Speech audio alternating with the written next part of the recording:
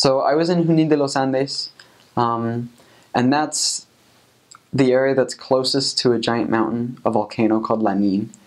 And so you have lots of culture around indigenous people and stuff like that. And in El Bolson too, they have kind of a traditional sense of pride for the indigenous people of the mountains. And then you have the influence, like the European influence that comes from Buenos Aires and all the other people that have settled Argentina. But it was a really cool mix in Junin. And it's the same kind of thing. It's a very small town. It's about 45 minutes away from a town called San Martin de los Andes, which is a very touristy town right on the lake up in the Andes. And we would actually go to church there in San Martin. And so I got transferred down there because a missionary had hurt his knee or something and had to go home a little bit early. And I got there halfway through the transfer and I was like, this is so different, because I'd been in Neuquén for a long time and the mountains are just way different. And so it's beautiful down there. And Bolson is right on the verge, Junin de los Andes is right on the verge of where like the arid steppe becomes like the green lush mountains. And so you'll be driving to Junin and then you'll start seeing a few pine trees here and there. You'll see the giant volcano on the side covered in snow. And then the closer you get, you'll see trees on the side of the mountain. And it's just a really picturesque city because it's a little flat city. There's a river that goes down here called River Chimewin. And they say whoever drinks from the River Chimewin will always visit again. And so I remember going down one, maybe I have to return. But they've got a couple hills up above the city on the north end. And it's covered with trees. And it's just picturesque the way that the trees grow on the side because everything else is barren. And so that was really cool. Our area also incorporated a lake called Huechulavquen, and that you'd have to take a bus on like a bumpy gravel road for a long time and go up for about 30 minutes.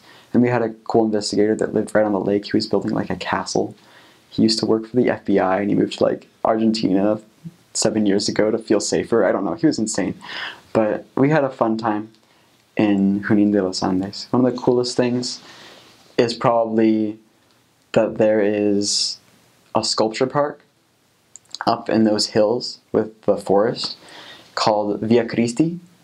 And it's this big project that I think the Catholic Church put on down in Junin to kind of help youth that were on the streets, youth that weren't, I want to say metido en problemas, which means like they were in trouble, doing things they shouldn't have been doing, you know. And so the Catholic Church created this program to help people and the kids kind of find Jesus Christ, understand him more. And so you go, and it's just a mosaic path that's a few miles long, and they have big sculptures of Jesus Christ, starting at the birth of Jesus Christ. And then, like when he was a kid, you have little scriptures along the side, and it talks about his life. There's one with the Beatitudes. And it's a sculpture of Jesus Christ, like sitting, teaching a bunch of people. You can like buy little versions of that.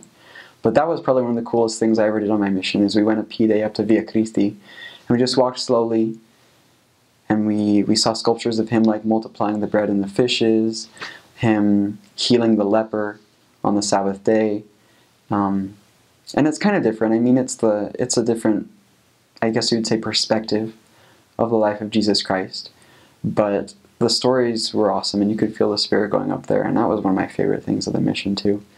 We actually wanted to go with some investigators, but that would be a good opportunity, is to, especially if someone doesn't have a big foundation of Jesus Christ, just walk with them through there and talk about the mission of the Savior, and it's an awesome teaching tool. But that was my favorite thing about Junin, probably. There used to be a branch in Junin, but they decided that they were going to make San Martin a ward. And that was my very last Sunday of the mission, that they made it a ward, and it was actually a really cool work conference. And so Junin, the people in Junin have to travel to San Martin every Sunday, so it's kind of hard for them to get to church, and investigators a lot. But there's some good unity between them. I mean, they've been working on that for a long time, so.